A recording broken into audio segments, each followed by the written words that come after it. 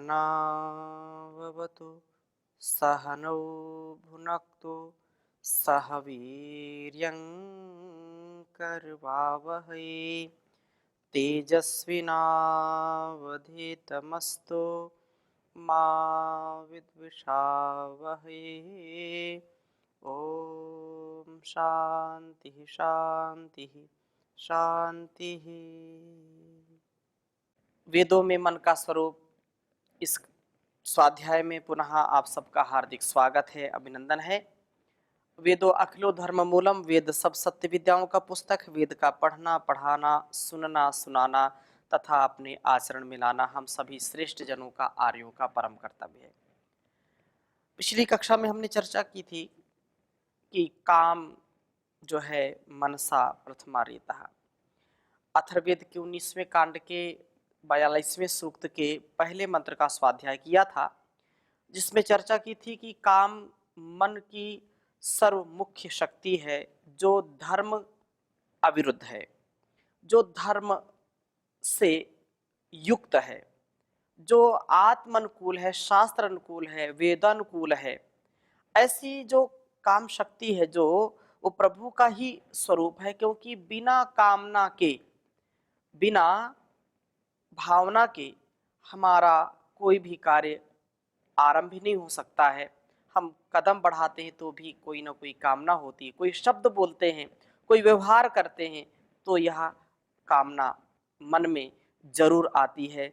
तो वेदोक्त जो है, जो धर्म अनुकूल है, ऐसी कामना को जो है स्वरूप देते हुए यजनशील हम बने और समृद्धि को प्राप्त करें। इसी सूक्त में जो है आगे चर्चा की है चौथे मंत्र में, कामेन मा कामा आगन हृदयाद्रयम परि यदा मीशा मदो मनस्तैदुप मामिह। कामेन अर्थात काम जो है इच्छा से, कामा इच्छा, मुझे आगन प्राप्त हुई। वह इच्छा जो कि हृदयात, एक हृदय से, हृदय परि दूसरे हृदय के प्रति हुआ करती है। दूसरा व्यक्ति मुझे चाहता है तो मैं भी उसे चाहने वाला बनता हूँ। उसकी कामना ने मुझ में भी कामना को पैदा किया है। वस्तुतः प्रेम परस्पर ही हुआ करता है, पारस्परिक प्रेम हुआ करता है। एक ओर से प्रेम कभी नहीं होता। एक तो व्यक्ति जो है क्रोध करे, ईर्ष्या द्वेष करे और एक उससे प्रीति करे, यह ठीक है, वो ज्ञान के स्तर पर हो सकता है। लेकिन जहाँ परस्परता से युक्त प्रेम की हम बात करेंगे तो दोनों के हृदय में वह प्रेम होना चाहिए। यत जो हमेशा उनका मुझसे दूर स्थित जानियों का अधहा मनहा, मुझसे दूर गया हुआ मन है। तत् माम इह उप आएतु, वह मुझे यहाँ समीपता से प्राप्त हो, मैं जानियों का प्रिय बनूं। अर्थात प्रेम जो है परस्परता से युक्त, जो पारस्परिक हुआ करता है, मैं जानियों का सदा प्रियाचरण करने वाला बनूं, मैं उनका प्रिय बनूं। मुझे जानी प्रिय हों, ज्ञान विज्ञान से, धीरता वीरता गंभीरता से जो युक्त हैं, ऐसे लोगों की संगति से मेरा जीवन जो है वह सौभाग्य से युक्त होगा और मैं हर दुर्गुणों से बचूंगा। इस प्रकार से मेरा जीवन धन्य होगा।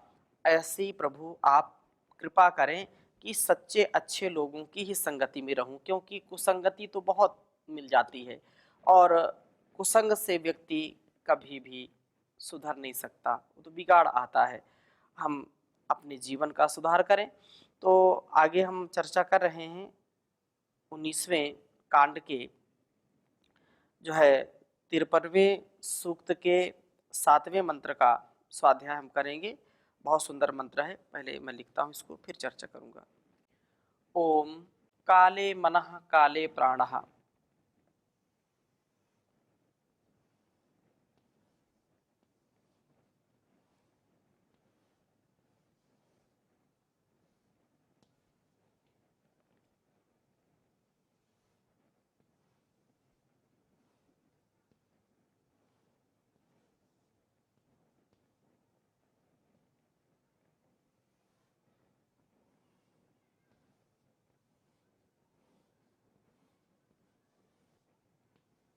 काले मनः काले प्राणः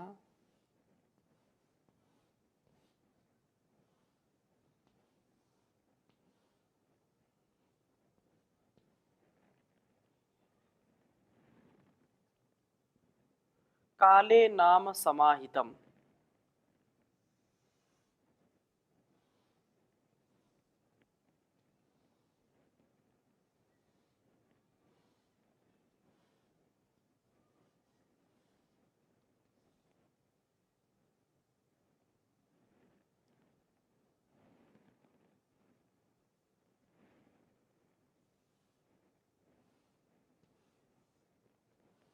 काले नाम समाहितम्।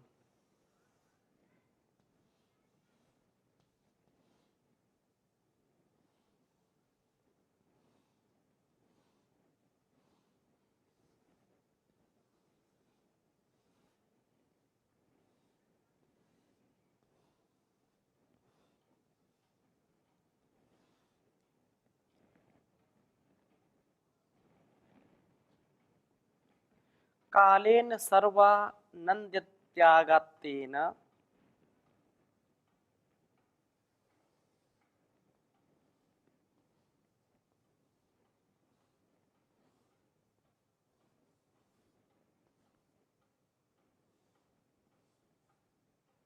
कालेन सर्वा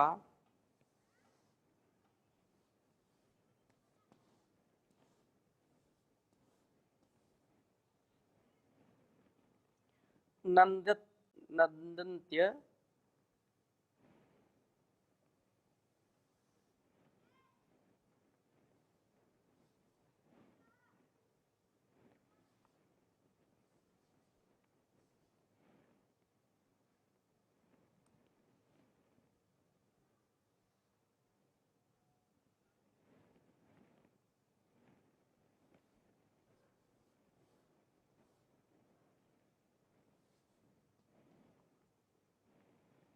नंदन्ति आगेन।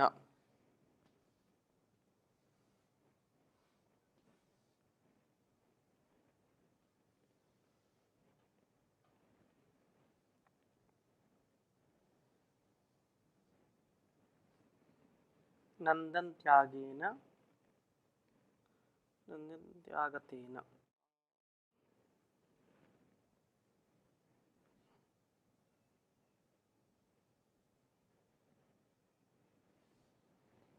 आगतेन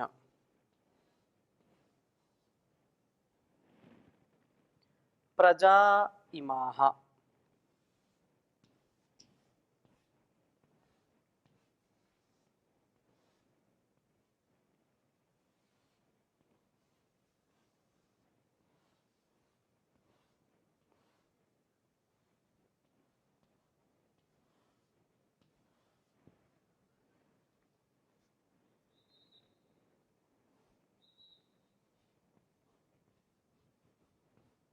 अथर्ववेद के 19वें कांड के 53वें सूक्त का यह 7वां मंत्र है।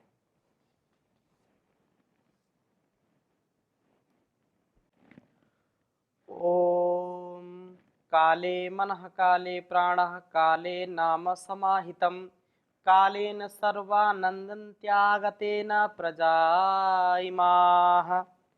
ओम काले मनः काले प्राणः काले नाम समाहितम् कालेन सर्वानन्दत्यागतेन प्रजा इमाः। इस सूक्त में काल की विशेष चर्चा की है और संपूर्ण सूक्त में कालो प्रथम से ही प्रथम मंत्र में ही कहा कालो अश्वो वहति सप्त रश्मि ही सहस्राक्षो अजरो भूरिरेता तमारोहन्ति कवयो विपश्चितस्य चक्रा भुवनानि विश्वा। प्रभु काल अश्व सप्त रश्मि सहस्त्राक्ष अजर व भूरि रहता है। वह तत्वदृष्टा पुरुष कि इन प्रभु को प्राप्त करते हैं, प्रभु सब लोक लोकांतरों में गए हुए अर्थात व्याप्त हैं। तो ये काल की विशेष बात है। काल को किसी ने भी रोकने का साहस नहीं किया। काल तो बहता है, काल तो चलता रहता है। समय बड़ा बलवान होता है। तो इस मंत्र में भी यही संकेत किया गया है कि उस काल नामक प्रभु में मनः सब प्राणियों के मन समाहितम समाहितम आश्रित हैं। प्रभु का नाम काल है। वो चाहे भूतकाल हो, चाहे भविष्यकाल हो, चाहे वर्तमान काल हो, तीनों कालों में उस परमात्मा की ही व्यवस्था, उसका ही दिया हुआ सब और दृष्टिगोचर होता है, उसका ही, क्योंकि वो सब में समाया है, सब उसमें समाये हुए हैं, समाहित हैं। ये सब के मन, सभी प्राणियों के मन उस प्रभु में ही समाहित हैं, आश्रित हैं। काले, काल प्रभु में ही प्राणः पंचवृत्तिक प्राण समाहित हैं। काले, उस काल प्रभु में ही नाम सब संज्ञाएं समाहित हैं। सब वस्तुओं के रूपों का निर्माण करके उनके नामों को भी प्रभु ही व्यवहृत करते हैं। आगतेन, आए हुए, वसंत आदि के रूप में वे प्राप्त हुए काल से ही वास्तव में इमाह सर्वाह प्रजाः, ये सब प्रजाएं नंदंती, अपने अपने कार्य की सिद्धि के द्वारा समृद्ध होती हैं, आनंद का अनुभव करती हैं। उस काल नामक प्रभु से हमें मन, प्राण, नाम तथा सब समृद्धियां प्राप्त होती हैं। उस परमात्मा से ही हम और ये संपूर्ण संसार का जो अस्तित्व है, सब कुछ वह नियमित रूप से चलाने वाला है। बड़े से बड़े नक्षत्र, ग्रह जो कुछ भी हैं वो प्रभु की ही लीला है, प्रभु का ही संपूर्ण अस्तित्व है। और ये पूरा इस में पूरा दिया हुआ है। और आगे हम चलते हैं। आगे इसी 19वें कांड के 55वें सूक्त के तीसरे और चौथे मंत्र में बहुत सुंदर बात कही है कि ओम सायं सायं गृहपतिर्नो अग्नि प्रातः प्रातः सौ मनस्य दाता वसोर वसोर वसुदानम एधि वयम त्वेन्धानास्तन्वं पुषेम। सायं सायं, प्रत्येक सायंकाल, नह गृहपति, हमारे घरों का रक्षक, यह अग्नि, यज्ञ का अग्नि जो प्रातः काल, प्रत्येक काल में भी सौ मनस्य दाता, प्रसन्न मनसत्ता, जो सुख देने वाला है। प्रातः सायं अग्निहोत्र करते हुए आरोग्यता पूर्ण जीवन वाले हम आनंद का अनुभव करें, मन की प्रसन्नता जिससे मिलती है, ऐसे यज्ञीय कर्म को जो कल्याणकारी है उस को करते हुए हम आगे जीवन यात्रा को बढ़ाएं। हे अग्नि, तू वसोहो, निवास के साधन भूत सब वसुओं अर्थात धनों का, वसुदानः, अपने जो है अपने लिए धनदाता हो। वयम, हम, त्वा इंधाना, तुझे जो है प्रातः सायं दीप्त करते हुए, तनवम पुषेमा, अपने शरीरों का पोषण करें। यह यज्ञाग्नि हमारे शरीरों की शक्तियों का विस्तार करने वाली हो। सायं प्रातः हवियों से दीप्त किया गया यज्ञाग्नि हमें प्रसन्न, मन हमारा हो जाता है, उससे प्रसन्न भाव आते हैं और अन्य मनस्क ना होकर के प्रसन्न मनस्कता प्राप्त करता है। व्यक्ति सब वस्तुओं को देता हुआ यह हमारे शरीरों का पोषण करता है। सायंकाल का अग्निहोत्र प्रातः काल का सौ मनस्य का देने वाला है। हमने जो है प्रभात में जब यज्ञ किया तो पूरे दिन प्रसन्नता, और सायं किया तो पूरी रात्रि हमारी प्रसन्नता से युक्त होती है। हम प्रातः सायं कहीं कहीं जो है संध्या के विषय में, ब्रह्म यज्ञ के विषय में, तीनों टाइम की संध्या का विधान किया है। तो यज्ञीय कर्मों का अनुष्ठान करने से मन की प्रसन्नता तो रहती ही रहती है और वो प्रभु ही सब कुछ देने वाले हैं। फिर सायं प्रातः अग्निहोत्र से दीर्घ जीवन की बात कही है चौथे मंत्र में। ओम प्रातः प्रातर्गृहपतिर्नो अग्निः सायं सायं सौमनस्य दाता वसोर्वसोर्वसुदान एधिन्धानास्त्वा सतम हिमारिधेमा। कहा कि प्रातः प्रातः, प्रत्येक प्रातः काल में गृहपति ही, अपने घरों का रक्षक, यह अग्नि ही, यज्ञाग्नि सायं सायं, प्रत्येक सायंकाल में भी सौमनस्य, दाता, प्रसन्न मनस्कता को देने वाला हो। वसो वसो वसुदानम एधि, निवास के लिए आवश्यक जो द्रव्य हैं, जो पदार्थ हैं, वसु का देने वाला हो। हे अग्नि, त्वा तुझे इंधाना, इंधाना हवियों से दीप्त करते हुए, शतम हिमाहा रिधेमा, 100 वर्ष तक हम समृद्ध हों, यह अग्निहोत्र हमें निरोगता, शक्तियों का पोषण व 100 मनस का देने वाला होता हुआ 100 वर्ष की आयुष्य को प्राप्त कराए। ये एक बात सुनिश्चित हमको कर लेनी चाहिए, जिनको मानसिक रोग हो रहे हैं, अलग अलग प्रकार से एंजाइटी है, किसी को स्ट्रेस है, किसी को जो है बहुत प्रकार की जो है तनाव दबाव परेशानियां हैं, तो उस स्थिति में क्या करें? उस स्थिति में योग साधना करें, यज्ञ करें।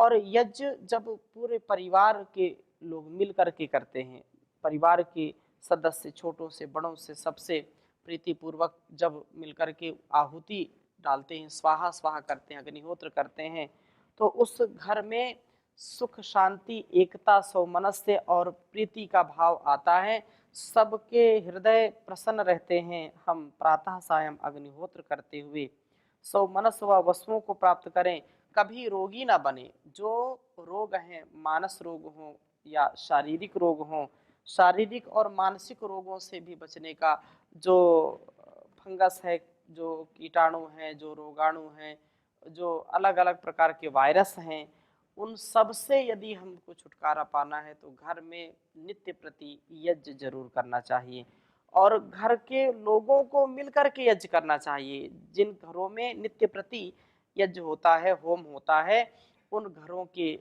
जो है पारिवारिक जन वो सदा स्वस्थ रहते हैं, प्रसन्न रहते हैं। कुछ लोग बोलते हैं कि हम करना तो चाहते हैं लेकिन वस्तुएं नहीं मिलती, कैसे करें कैसे न करें। तो वस्तुएं तो सब जगह उपलब्ध हैं। आप जो है मन में एक संकल्प ले लें कि मुझको बिना यज्ञ किए भोजन नहीं करना है। बच्चों को भी चाहे 2 आहुति दिलाएं, उससे उनका संस्कार बनेगा, उनसे उनका हर प्रकार से विचार व्यवहार सब प्रकार का सद्भाव जब जीवन में आएगा तो उनका जीवन भी यज्ञी हो जाता है। इस बात से हमको सदा युक्त रहना चाहिए। और जिन घरों में यज्ञ नहीं होता, जिन घरों के सदस्यों का परस्पर प्रीतिपूर्वक व्यवहार नहीं होता, वो घर शमशान के समान होता है। इसलिए आचार्य चाणक्य लिखते हैं कि ना विप्रपादोदक कर्दमानी, ना वेद शास्त्र ध्वनि गर्जितानी, स्वाहा स्वधाकार विवर्जितानी, शमशान तुल्यानि गृहाणितानि। कहा कि जिन घरों में अतिथियों का सत्कार नहीं है, पंच महायज्ञ की हमारी संस्कृति है, पंच महायज्ञों का अनुष्ठान हर घर में पहले होता था। अतिथि को जो है देव मानते थे, उसको देवता मानते, अतिथि देवो भव कहते थे। और उसका मान सम्मान ना हो तो जिस घर में, वह घर शमशान के समान है। अतिथि की पूजा, अतिथि का सत्कार करना प्रत्येक गृहस्थी का कर्तव्य है। परंतु अतिथि किसको कहते हैं यह भी ध्यान रखना चाहिए। अतिथि जो विद्वान है, धीर वीर गंभीर है, जो निस्वार्थ भाव से, जो निरहंकार भाव से, लोक कल्याण की भावना से, जो डगर डगर नगर नगर घर घर जो जाता है, लोगों को जगाता है और लोक कल्याण की भावना से जिसने अपना जीवन विद्वतापूर्ण विवेक वैराग्य युक्त रखा, वास्तव में सच्चा अतिथि वही है जिसके आने से घर में प्रसन्नता, जिनसे बहुत सारा ज्ञान हमको मिल जाए, उसको अतिथि कहते हैं। तो अतिथि का सत्कार करना, फिर जो है माता पिता, मातृदेवो भव, पितृदेवो भव, आचार्य देवो भव, इस जो एक परंपरा है इसका पूरा हमको निर्वहन करना है। और इस प्रकार से जो करता है तो वह स्वयं भी पूर्ण रूप से देदीप्यमान जीवन जीता है, दूसरों को भी वैसा ही सामर्थ्य देने में समर्थ हो जाता है।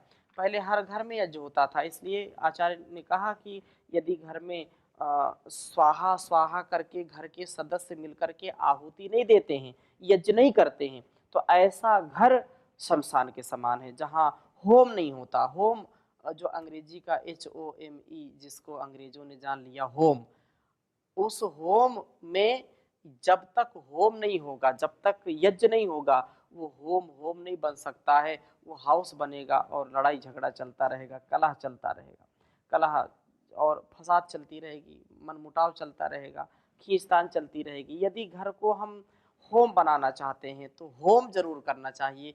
योग, यज्ञ, हवन आदि का अनुष्ठान हमारे घर परिवार को अच्छा बनाता है, सच्चा बनाता है, सारे रोगों से, दोषों से वो मुक्त कर देता है। करके देखें, 1 सप्ताह 2 सप्ताह, जिनको इन बातों पर विश्वास नहीं होता, ये कल्याणी वेद वाणी का आदेश है, सभी शास्त्रों का आदेश है। यदि आप घर में सुख शांति चाहते हैं, आरोग्यता चाहते हैं, तो मिलजुल करके घर में यज्ञ का अनुष्ठान जरूर करें।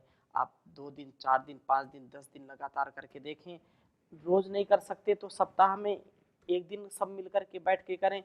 तो साथ में यज्ञ करना, साथ में भोजन करना, साथ में भजन करना, इससे कितना आनंद, कितना सुख और यश कीर्ति बढ़ेगी। यह तो बहुत ही उत्तम जीवन हो जाता है इससे।